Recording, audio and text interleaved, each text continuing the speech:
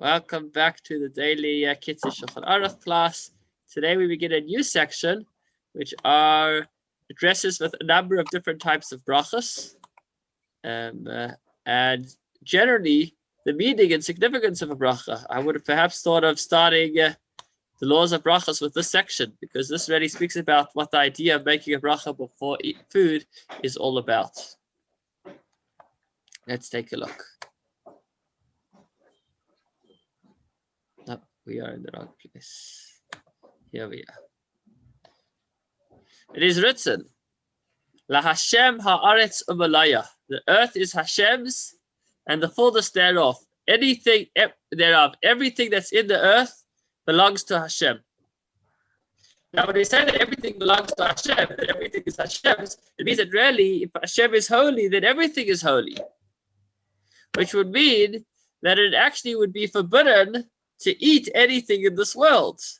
Just like you can't derive personal benefit from a Sefer Torah, you're not allowed to use it as a chair, chas v'shalom, or to use it for shades. So similarly, you wouldn't be allowed to take a siddur and use it to prop up your books because they're holy and you can't use them for yourself. But really, not only a siddur and a chumash is holy, but everything in this world is holy because it's all Hashem's. And if it's Hashem's, then that means it's holy. And so therefore, it would, in theory, it should be forbidden for us to have any benefit from this world. And the truth is, it's not only in theory, it's in practice as well. If we benefit from this world without getting permission, then it is as if we are desecrating the holy. It's as if it's like taking a vessel of the temple and disgracing it. When we make a bracha, we ask Hashem for permission to use it, and then it becomes permitted. It's almost like we've just elevated ourselves or made the whole experience a holy experience so that we could go ahead and use it.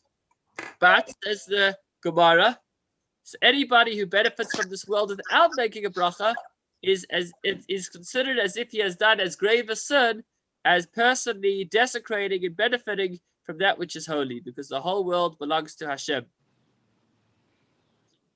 So how do we get permission? We make a bracha. And when we make a bracha, we're not just getting permission, but it's like we are now making it accessible for us to use.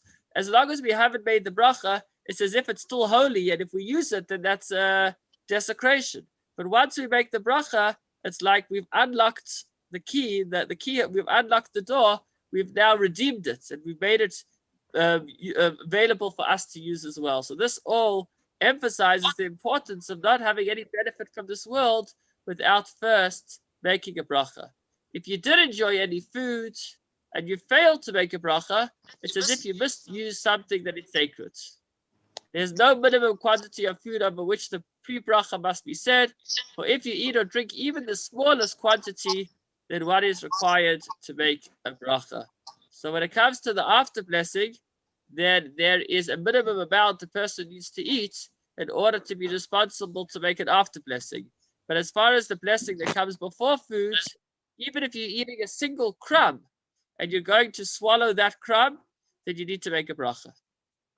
So that's what brachas are about in general, and then a halacha at the end of the minimum amount. There is no minimum amount. As long as you're eating whatever it is, even the smallest amount, one must make sure to make a bracha before one eats. Okay. So, which bracha do you make? Well, that's a big question. In fact, one of the more complex sections of halacha are the laws of brachas. But to be honest, most of the laws are fairly straightforward. And when you come down to the details, there are certain areas that are more complex. So therefore, it's worth learning the brachas. Now, if you made the wrong bracha, so is that okay? So it depends which bracha you made. If you made the bracha, shakol niyah bidvaro. So we mentioned that bracha already yesterday. The bracha means that everything was made by Hashem's words. And we said this is made on all foods that are unspecified. So if a person made the bracha shakol niyah bidvaro on any food, then that works after the fact. Meaning at the outset, we need to praise Hashem in the best way that we can. And so let me give you an example. You know, if somebody just, let's say you just ate dinner with somebody, and you can either say, thank you, that pizza was so filling or scrumptious or tasty, or you could say, thank you for everything. So obviously, you're not going to just want to say when you're walking out, thank you for everything. You want to say, you want to specify. The more you specify, the more honored the host will be. And the same thing with Hashem. Hashem is our grand host. And the more we specify, the more honored Hashem is, and the more godly energy we bring down into this world. So therefore, Shahakol, which is a very generic bracha, everything was made by his word, should only be used for foods that don't have their own bracha. But if you did use it for a food that does have its own bracha, it still works, because after all, it's included in everything. So that's the next halacha. The first halacha that we said was that there is no minimum amount to make a bracha. And the next was that if you said the bracha shahakol on any foods, although you should have made the more personalized bracha for that particular food, then it still counts. You wouldn't go ahead and make another bracha. That bracha will work after the fact, b'diavad. However, you should not do this deliberately. You can't say, okay, why bother learning all the brachas? I'll just make a shahakol on everything. That would be like saying, why should I bother thank the person more specifically or individually? I'll just say thank you all. Thank you for everything. No, not at all. At the outset, a person is not allowed to make shahakol unless it's on a food whose bracha is that. And therefore, it is your duty to be where you are right now. I'm already preaching to the converted because you're all here to learn about brachas. And I congratulate you for that, because the next words, the Shulchan Aruch are, it is your duty to study in order to know which bracha is appropriate for each individual kind of food. However, if you're unable to determine under which category the article is classified, or if the authorities are in doubt and no clear-cut decision has been made regarding which bracha should be made, then you would be able to make the bracha shahakol. But if it is something that or better, if you don't know which bracha to make and you have no way in finding out, I'm always a WhatsApp call away, so feel free. But if you don't know which bracha to make, then the best solution would be to have bread, to say hamotzi on bread. And once you've said hamotzi on bread, as long as it's a meal type food, then that will be counted in the hamotzi as well. So first prize is to learn the halachos like you are all doing right now, so that you will know which bracha to make on which food. Second best would be to try to eat it after making a bracha hamotzi on bread, because then it doesn't require its own bracha if it's a proper food. And worst case scenario, if it is impossible for you to find out the bracha, then rather than not make any bracha at all, you'll make the bracha shahakol biyah bidvara, that everything was done by Hashem's will. Moving on to halacha number 3. Any questions? No. Feel free to unmute yourselves. Okay. So here's another important one. And that is, when you make a bracha on fruit, you should first hold it in your hands. I think most people don't know this. You're sitting down for dinner, you're sitting by a bracha. Even if it's in your plate, you actually want to hold what you're making the bracha on. So whether you're eating, you're drinking, you're smelling something, whatever mitzvah it is that you're making a bracha on, hold it in your hand. In your right hand is better. If you're a lefty, then you would put it into your left hand. And then you'd make the bracha. Now, the challenge is every time we eat, not only to make a bracha, but to think about what we are actually saying, because a bracha is powerful. So you're about to mention Hashem's name. And over here, he's actually making another point, and that is, when you start the bracha, you need to know what the end of the bracha is. So as kids, sometimes we had a phenomenon that we weren't sure what the bracha was. So we'd say, Baruch atah Hashem Elokeinu melech haolam. You suddenly start asking, which bracha should I be making? That doesn't work, because the main part of the bracha is Hashem's name. When you mention Hashem's name, that's when it's most important to know which bracha you're making. So before you start making the bracha, first do your homework and find out which bracha you're about to make, and then you could go ahead and when you say Hashem's name, you're already thanking Hashem and drawing down His godliness into the world in the specific way that you are having in mind which particular bracha you are making. If you didn't hold the object at all, but it was just in front of you and you made the bracha, then that still works. Not first prize, not first choice, but that still does do the job. However, if the item wasn't even in front of you when you made the bracha, then that bracha actually is what's called a bracha in vain, which is quite a sin to say Hashem's name in vain, and you'd have to make the bracha again.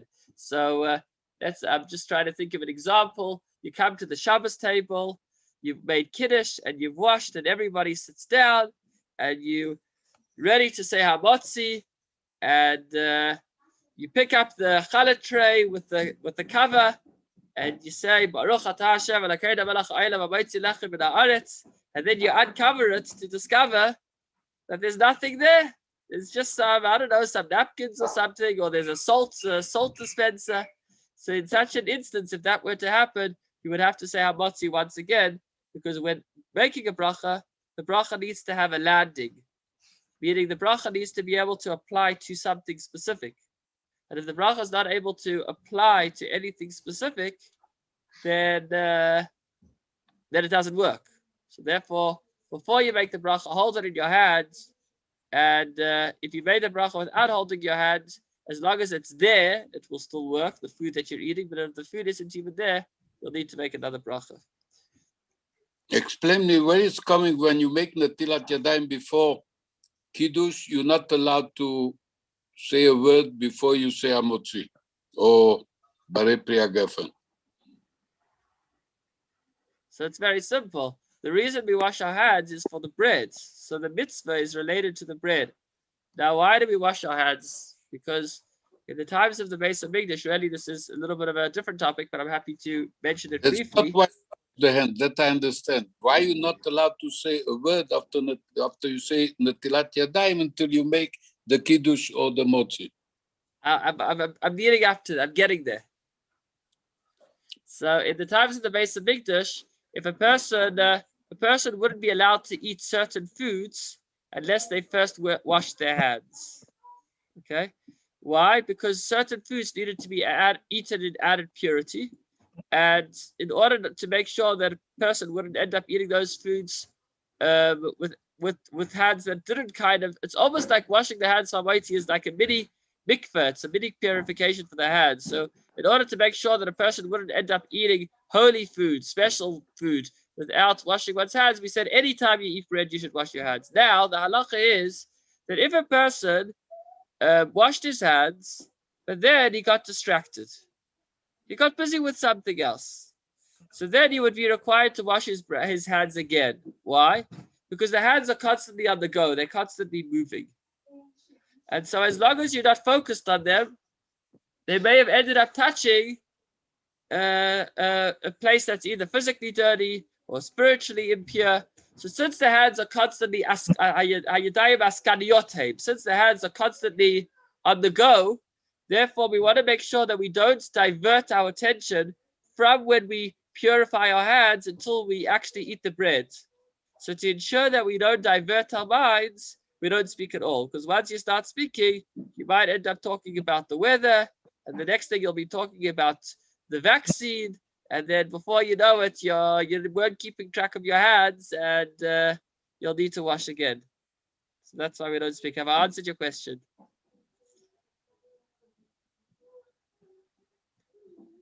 Moshe? Okay. That works? Okay. I just wanted to know where is Simuchin to this. Is this halachati as from Rabbanim or says in specific space? So we'll learn about it when we learn about washing our hands for bread, if we didn't yet. But the whole concept